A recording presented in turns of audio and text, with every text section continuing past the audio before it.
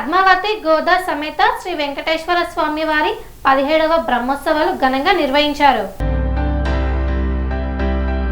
శ్రీ పద్మావతి గోదా సమేత శ్రీ వెంకటేశ్వర స్వామి వారి 17వ బ్రహ్మోత్సవములు 5 రోజుల పాటు కన్నుల పండుగగా ఆలయ అర్చకుల మంత్రోచ్చరణల మధ్య భక్తి పారవశ్యంతో గోవింద నామ స్మరణతో అశేష భక్తజన సందోహాల మధ్య కన్నుల పండుగగా నిర్వహించారు. ప్రధానంగా మిలిటరీ డైరీ ఫార్మ్ రోడ్ ఎదురుగా ఉన్నటువంటి ప్రధాన ద్వారం నుండి ఆలయం వరకు వివిధ రకాల విద్యుత్ దీపాల అలంకరణతో, దేవుళ్ళ చిత్ర దీప అలంకరణతో, ఆలయ ప్రాంగణంలో వివిధ రకాల పుష్పాలతో, మామిడి ఆకుల తోరణాలతో ప్రాంగణాన్ని అలంకరించి బ్రహ్మోత్సవాలను ఘనంగా నిర్వహించారు. స్వస్తి శ్రీ పరాభావనామ సంవత్సరం వైశాఖ శుద్ధ పాఠ్యమి నుండి షష్ఠి వరకు అనగా 18/4/2026 శనివారం నుండి 23/4/2026 గురువారం వరకు శ్రీమాన్ గోవర్ధన భట్టర్ స్వామివారి ఆధ్వర్యంలో కార్యక్రమాలను నిర్వహించారు. ఏప్రిల్ 18 శనివారం రోజున సాయంత్రం 5 గంటలకు సమిష్టి శ్రీ విష్ణు సహస్రనామ స్తోత్ర పారాయణం, విశ్వక్సేన ఆరాధన, పుణ్యవచనం, రక్షాబంధనం, మత్స్యంగ్రహణం, అంకురార్పణ నిర్వహించారు. ఏప్రిల్ 19 ఆదివారం రోజున ఉదయం 8 గంటలకు అగ్ని ప్రతిష్ఠ, ధ్వజారోహణము, సాయంత్రం 5 గంటలకు భేరి పూజ, దేవత ఆహ్వానము, రాత్రి 7:30 శేషవాహన సేవ, ఊరేగింపు నిర్వహించారు. ఏప్రిల్ 20 సోమవారం రోజున ఉదయం 8 గంటలకి నిత్య హోమం, పూర్ణాహుతి, సాయంత్రం 6 గంటలకు 30 శ్రీవారి కళ్యాణ మహోత్సవం మరియు అన్న సమారాధన శ్రీమాన్ అన్నమయ్య పవన్ బృందంతో అన్నమయ్య వీరాచిత శ్రీనివాసుని కళ్యాణ సంకీర్తనం నిర్వహించారు.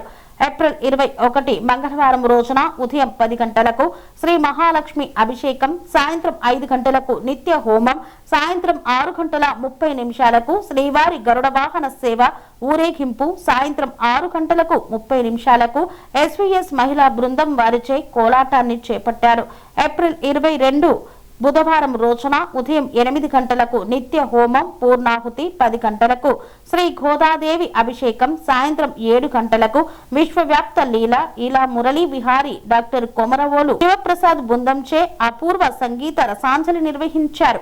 గురువారం రోజున ఉదయం 8 గంటలకు నిత్య హోమం, మహాపూర్ణాహుతి, 10 గంటలకు అష్టోత్తర శత ఘటాభిషేకం, చక్ర స్నానం, సాయంత్రం 5 గంటలకు దేవతో ఉద్వాసన, ద్వాదశారాధన, శ్రీ పుష్పయాగం, ధ్వజారోహణం, సప్తవర్ణాలు, నివేదన, తీర్థప్రసాద గోష్ఠి, ఆచార్య ఋత్విక్ సన్మానం, మహా ఆశీర్వచనం కార్యక్రమాలను ఘనంగా నిర్వహించారు. ఈ 5 రోజుల పాటు బ్రహ్మోత్సవాల కార్యక్రమాలలో శ్రీవారి సేవలు ఆలయ చైర్మన్ మరియు అధ్యక్షులు మణికొండ రాఘవేంద్రరావు మరియు ఆలయ పాలక వర్గం, ఆలయ అర్చకులు, భక్తులు అధిక సంఖ్యలో పాల్గొన్నారు.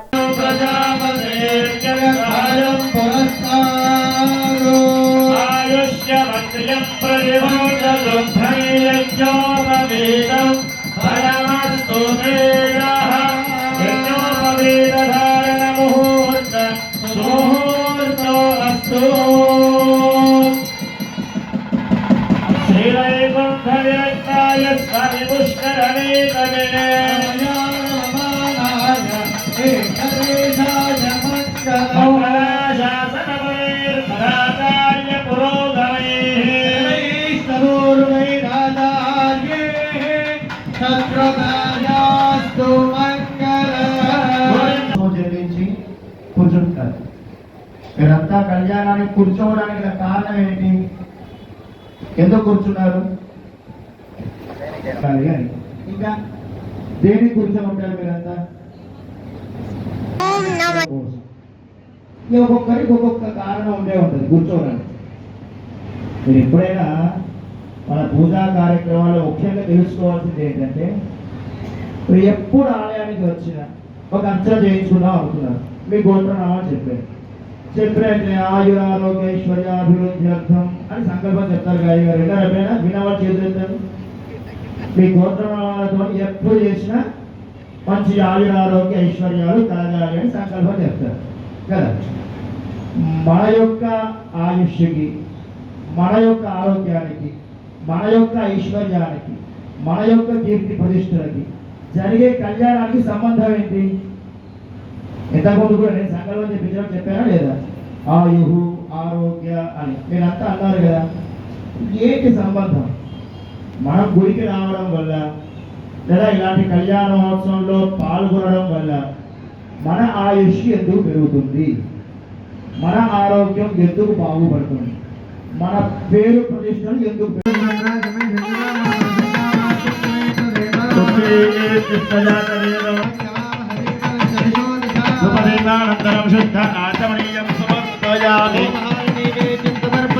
ओम देवस्कित्वा श्रीरस्पदे अस्मिनोर्बाहुभ्यां पूष्णोषणं समर्पयामि पादौ प्रक्षालयामि सुवर्णरत्नपुष्पदक्षिणां समर्पयामि गोविन्दा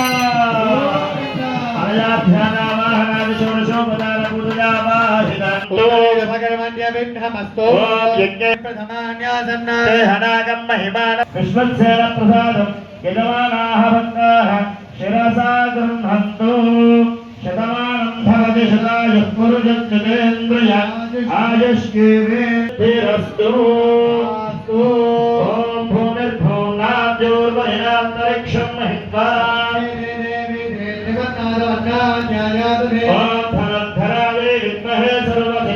सुवासाः परिवेताघातोत्मेयान् भवति जायमानः कलशे शिखादि पवित्रे परिशुद्धाय नाभो भवन्तवेदये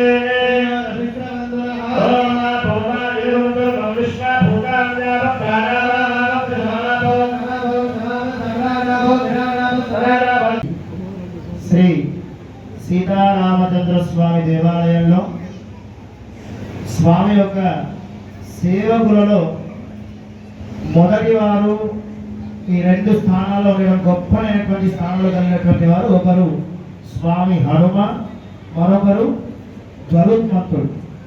వీరు ఎప్పుడూ కూడా స్వామిని వదిలి ఉండలేరు.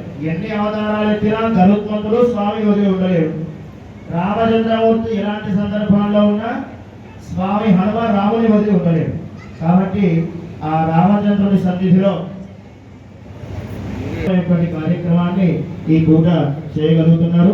వారికి మన స్వర్ణధామం నగర్లో ఉండేటటువంటి శ్రీ వెంకటేశ్వర స్వామి అనుగ్రహంతో ఇలాంటి గొప్పనైనటువంటి కార్యక్రమాలు ఇంకా ఇంకా వారి ద్వారా నిర్వహింపబడేటటువంటి శక్తి వారికి మా భగవంతుడు ఇవ్వాలని చెప్పి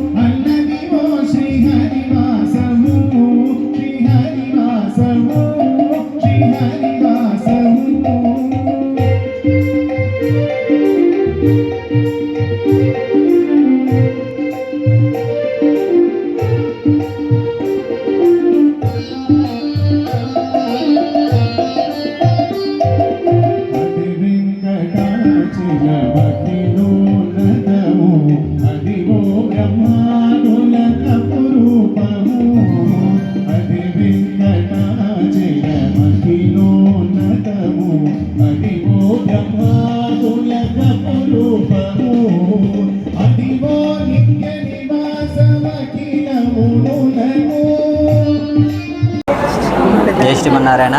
స్వర్ణధామ్ నగర్ శ్రీ వెంకటేశ్వర స్వామి వారి 17వ బ్రహ్మోత్సవాలు అంగరంగ వైభవంగా ఈ రోజుతో ముగిసినాయి. ఈసారి విశేషించి మన 17వ బ్రహ్మోత్సవాలు మన ఋత్వికులంతా కూడా అత్యంత భక్తి శ్రద్ధలతో ఈ కార్యక్రమం చేయాలని సంకల్పించి మొదటి రోజు నుంచి కూడా ఎలాంటి కాంప్రమైజ్ కాకుండా ప్రతి ఒక్క కార్యక్రమాన్ని కూడా అత్యంత వైభవంగా జరిపించారు. మొదటి రోజు సాయంకాలం 18వ తారీఖు సాయంకాలం అంకురార్పణతో ప్రారంభమై ఆ తర్వాత రోజున శేషవాహన సేవా కార్యక్రమం ప్రారంభమైంది.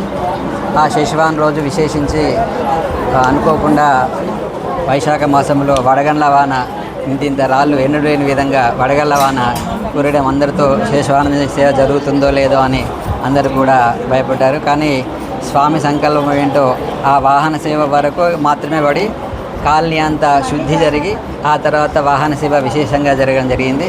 ఆ తర్వాత కళ్యాణం కూడా ఈసారి వైభవంగా జరిగింది. ఆ రోజు కళ్యాణము ఈసారి విశేషించి అన్నమాచార్య కీర్తనలతో పాటుగా కళ్యాణం జరిపించాలని మన రాఘవేంద్రరావు గారు సంకల్పం చేశారు. ఆ ప్రకారంగానే అత్యంత వైభవంగా ఎన్నడలేని విధంగా భక్తులంతా కూడా ఎక్కువ సంఖ్యలో పాల్గొని ఆ కళ్యాణాన్ని తిలకించి అందరూ కూడా ఆనందపడ్డారు. ఆ తర్వాత రోజున గరుడ వాహన సేవ కార్యక్రమం, అది కూడా అత్యంత వైభవంగా అందరూ కూడా కోలాటాల మధ్య నృత్యాల మధ్య అత్యంత వైభవంగా గరుడ వాహన సేవ జరిగింది. ఆ తర్వాత మరొక సాంస్కృతిక కార్యక్రమం ఈల పాటలతో కీర్తనలు కూడా ఒక కార్యక్రమం జరిగింది. అది కూడా అత్యంత వైభవంగా జరిగింది. ఇక చివరి రోజు ఈరోజు సాయంకాలం ఉదయం పూట మహాపూర్ణావతి, తర్వాత పూర్ణకుంభం తీసుకొచ్చి స్వామివారికి అష్టోత్తర కలశాభిషేకము, ఆ తర్వాత చక్రస్నాన కార్యక్రమాలు జరిగినాయి. ఈ సాయంకాలం పూట ద్వాదశారాధన, శ్రీ పుష్పయాగం, సప్తావరణల కార్యక్రమాలు కూడా ప్రతి ఒక్క వైభవం కూడా ఏ రోజు కారుగా వైభవంగా జరిగి అందరూ కూడా అక్కడే వేంచేసి ఉండి ఉదయం నుంచి సాయంకాలం వరకు కూడా అందరూ కూడా ఉదయం పూట బ్రేక్ఫాస్టు, తర్వాత మధ్యాహ్నం భోజనం, రాత్రి భోజనం కూడా ఏర్పాటు చేసి భక్తులందరూ కూడా ఎక్కువ సంఖ్యలో పాల్గొని ఈ కార్యక్రమాన్ని అత్యంతంగా తిలకించి ఆనందించారు. అందరికీ కూడా శ్రీ వెంకటేశ్వర స్వామి వారి అనుగ్రహం, మన స్వర్ణధామన వెంకటేశ్వర స్వామి అనుగ్రహం అందరికీ కూడా ఉండాలని. ఇంకోటి నుంచి మన స్వర్ణధామన వెంకటేశ్వర స్వామి విశేషం ఏంటంటే అందరూ కూడా అక్షయ తృతీయ రోజు కొద్ది గొప్ప బంగారం కొనాలని అందరికి సంకల్పం ఉంటుంది. కానీ మన స్వర్ణధామనగర్ కాలనీ అదృష్టంతో ఏకంగా బంగారు కొండనే తీసుకొచ్చి మన వెంకటేశ్వర స్వామిని ప్రతిష్ఠ చేసుకున్నారు. అలాగనే ఈ కాలనీకి వచ్చిన ప్రతి ఒక్కరు కూడా కాలనీవాసులు కూడా ఎలాంటి కాంప్రమైజ్ కాకుండా ఒక్కొక్కరు కూడా అందరూ కూడా వృద్ధిలోకి వస్తూ అందరూ కూడా ఆనందంగా ఉంటారు.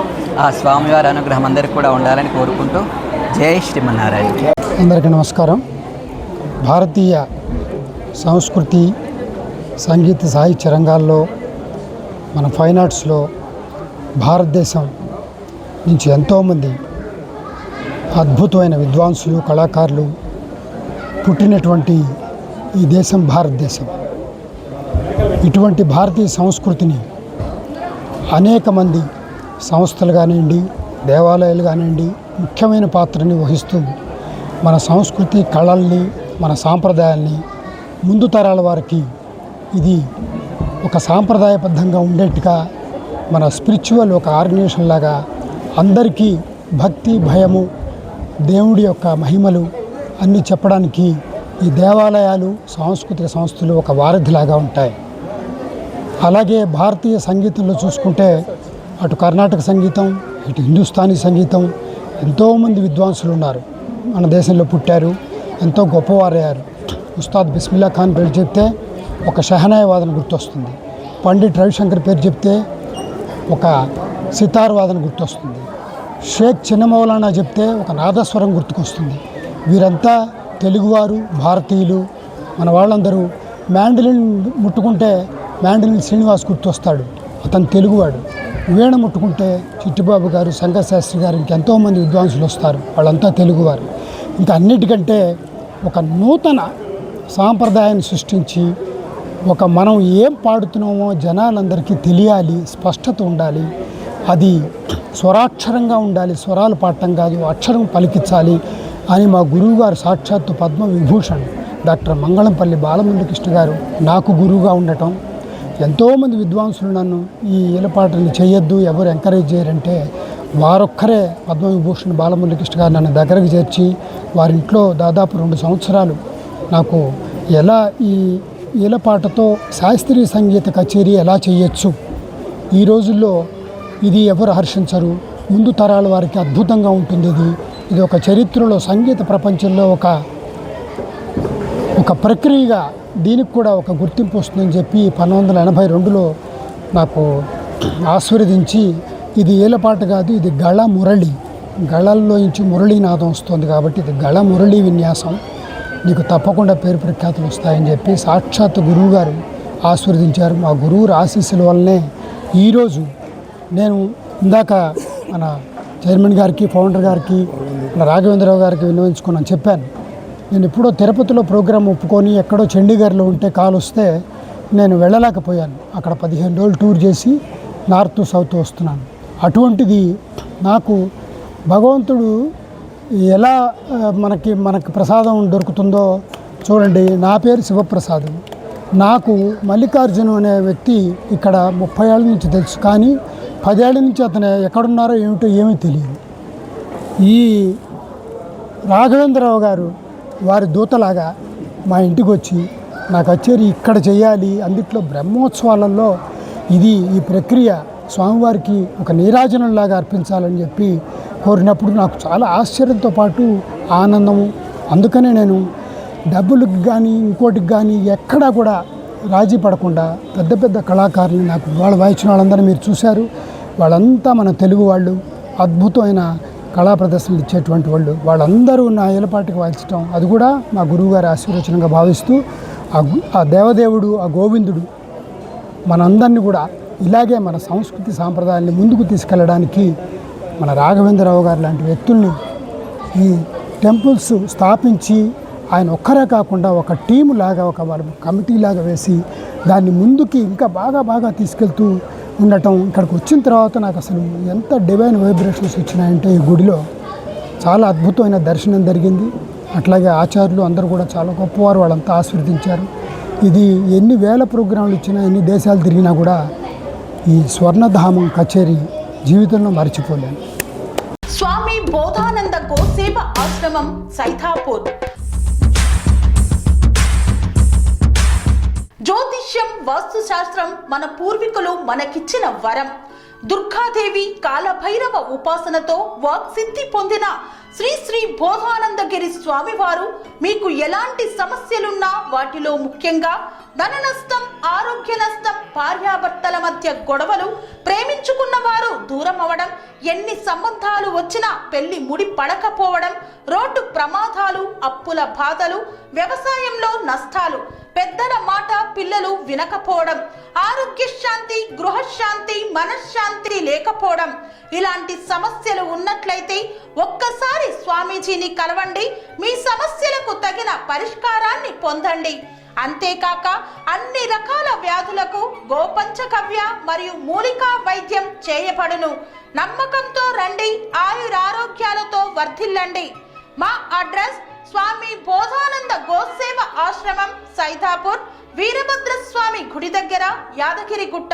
సంప్రదించవలసిన నెంబర్ 9849213754 మరియు 9618034138.